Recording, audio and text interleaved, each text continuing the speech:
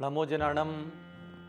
12 राशियों के इष्ट मंत्र की इस श्रृंखला में आज हम बात करने वाले हैं मकर राशि, जो कि 10वीं राशि है।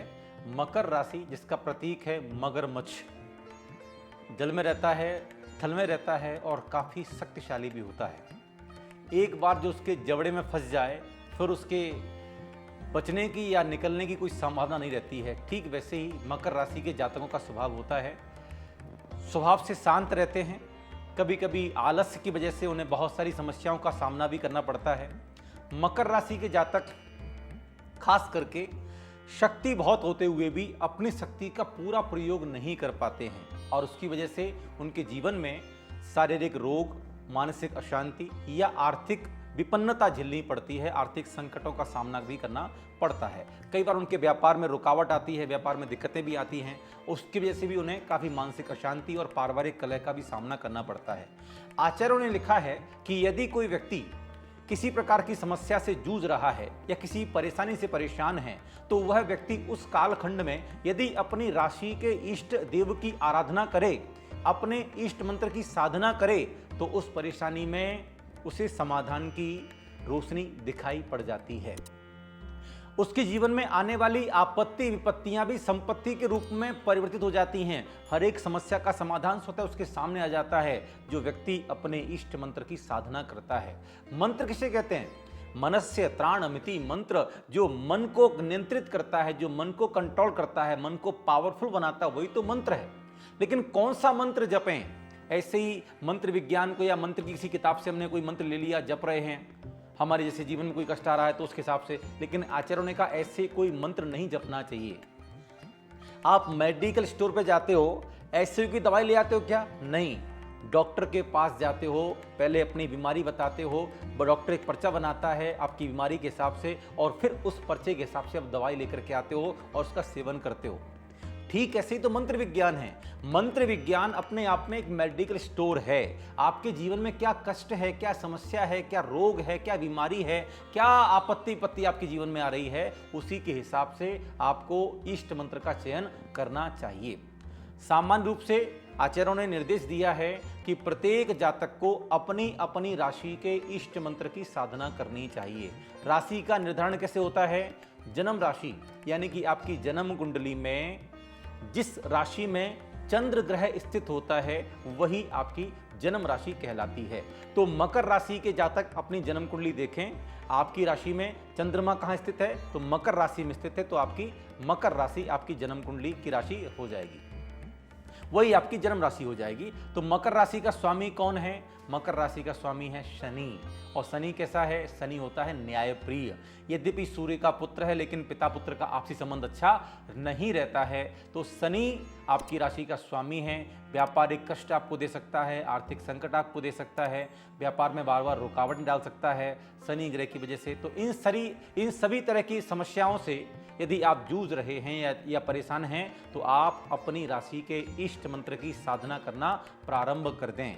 आचार्यों ने स्पष्ट बोला है, अपने इष्ट देव की आराधना करो, अपने इष्ट मंत्र की साधना करो, तो आपके जीवन में जितने भी संकट आ रहे हैं वे अपने आप दूर होते हुए नजर आएंगे। अपने आप आपको समाधान मिलते चले जाएंगे, परेशानियां नहीं आएंगी। और परेशानियां आएंगी भी तो आपको उन परेशानियों से उबरने की क्षमता भी अपने आप मिलती चली जाएगी। क्योंकि मंत्र साधना से क्या होता है? मंत्र साधना से पापों की निर्जरा होती है, पाप कर्म दूर होते हैं और पुण्य का उपार्जन होता है। और जब आपके जीवन में पुण्य बढ़ेगा, पाप घटेगा, तो अपने आप सुख शांति समृद्धि आएगी। और पुण्य बढ़ाने का सबसे अच्छा जो उपाय है, सबसे अच्छा जो प्रयोग है वो मंत्र साधना है। तो आइए आज हम मकर राशि के जातकों का इष्ट मंत्र समझने का प्रयास करें। मकर राशि का स्वामी है शनि और मकर राशि के जातकों को नीलम धारण करवाया जाता है। यदि आप नीलम धारण कर सकते हैं नीलम धारण करें। नीलम के स्थान पर आप सप्तमुखी रुद्राक्ष, इसको हम अनंत या अनंग रुद्राक्ष भी कहते हैं। और शास्त्रों में लिखा है कि जो व्यक्ति सप्तमुखी अनंत या अनंग रुद्राक्ष को प्राण प्रतिष्ठित करके धारण करता है वो व्यक्ति दरिद्र से दरिद्र हो, गरीब से गरीब हो। जैसे ही वह सप्तमुखी अनंत रुद्राक्ष को धारण करता है उसी दिन से वह धनवान होना प्रारंभ हो जाता है। दरिद्र से दरिद्र व्यक्ति भी समृद्धशाली बन जाता है। सप्तमुखी अनंत रुद्राक्ष को प्राण प्रतिष्ठित करके धारण करने से। हाँ, ये बहुत जरूरी है। रुद्राक्ष ऐसे ही आपने किसी दुकान से ले लिया, पहन लिया और आपने कहा मुझे तो कोई असर नहीं कर रहा है, ऐसे नहीं। प्रत्येक रत्न हो या रुद्राक्ष हो या जड़ी हो, उसको पहले शुद्ध किया जाता है, फिर सिद्ध किया जाता है, फिर उसे अभिमंत्रित और प्राण प्रतिष्ठित किया जाता है, तभी वो काम करना प्रारंभ करते हैं। तो ऐसे ही रुद्राक्ष धारण नहीं करना चाहिए, ऐसे ही कोई रत्न धारण नहीं करना चाहिए है। तो मकर राशि के जातकों के लिए नीलम या फिर सप्तमुखी अनंत या अनंग रुद्राक्ष धारण करने से उनके जीवन में आने वाली शनिकृत बाधाएं दूर होती हैं। अब मकर राशि के जातकों को किस मंत्र की साधना करनी है, तो पहले हम विधि समझ लें। हमें प्रतिदिन संध्या काल की वेला में, संध्या काल यानी कि जब सूर्य का अस्त होता है और चंद्रमा का उदय होता है, हल्का हल्का आसमान जो है वो लालिमा से भर जाता है, वह वेला है शनि के उदय की। तो जब शनि का उदय हो रहा हो, उस समय यदि आप अपने इष्ट मंत्र की साधना करेंगे तो आपको बहुत अच्छे सकारात्मक परिणाम देखने के लिए मिलेंगे। तो संध्या काल की वेला में दक्षिण दिशा की तरफ मुंह करके आप इस मंत्र की साधना करेंगे। कैसे वस्त्र होने चाहिए, तो आप नील वर्ण के वस्त्र धारण कर सकते हैं, श्याम वर्ण के वस्त्र धारण कर सकते हैं।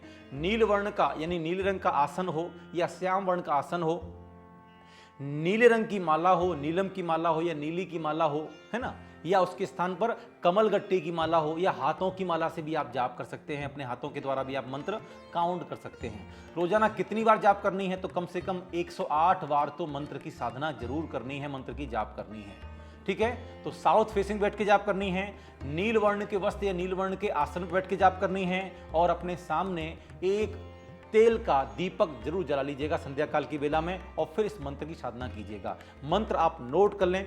मंत्र का उच्चारण पूरी तरह शुद्ध होना चाहिए, क्योंकि मंत्र उच्चारण की शुद्धि ही मंत्र की सिद्धि कराने में सहयोगी होती है। ठीक है, तो मंत्र को बार बार सुन लीजिएगा। एक बार समझ में ना आए दूसरी बार देखिए, दूसरी बार समझ में ना तीसरी बार देखिए, वीडियो को बार बार देखिए और मंत्र का उच्चारण पूरी तरह शुद्ध करना सीख लीजिए। उसी के बाद मंत्र की साधना करना प्रारंभ कीजिए। कब से करना है मंत्र की साधना, तो किसी भी शुक्ल पक्ष के प्रथम शनिवार से आप इस मंत्र की साधना प्रारंभ कर सकते हैं। मंत्र की सिद्धि करना चाहते हो तो कितनी जाप करनी है, मंत्र की सिद्धि करना है तो कम से कम 12,500 आप जाप करें या 16,000 जाप करें या 27,000 जाप करें। तो अधिक से अधिक मंत्र साधना करनी है कम से कम समय में, तो मंत्र सिद्ध हो जाता है।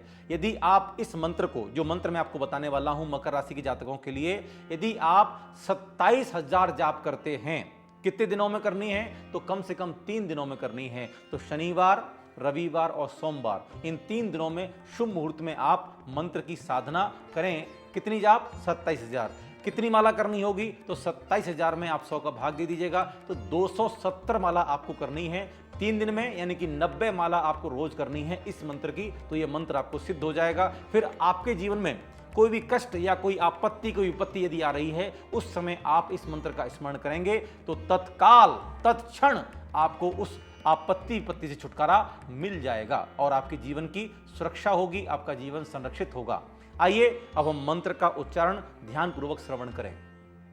मकर राशि के जातकों के लिए इष्ट मंत्र है ओम ह्रः ळमो लोये सव्व साहूणम। एक बार पुनः सुने, ओम ह्रः ळमो लोये सव्व साहूणम। ओम ह्रः ळमो लोये सव्व साहूणम। यह इष्ट मंत्र जैन धर्म के णमोकार महामंत्र से लिया गया है। जैन धर्म के णमोकार महामंत्र के बारे में बताया जाता है कि यह मंत्र सभी पापों का नाश करने वाला है और सभी मंगलों में पहला मंगल है। और यह मकर राशि का इष्ट मंत्र णमोकार महामंत्र का 5वां पद है, जिसमें सर्व साधुओं की आराधना और सर्व साधुओं को प्रणाम किया गया है। ओम ह्रः णमो लोये सव्व साहूणम, इस मंत्र की आप जाप कीजिएगा। रोजाना 108 बार जाप तो करनी ही करनी है। यदि आपकी मकर राशि है तो आप इस इष्ट मंत्र को अपनी राशि का इष्ट मंत्र जान करके रोजाना जपना प्रारंभ कर दीजिएगा।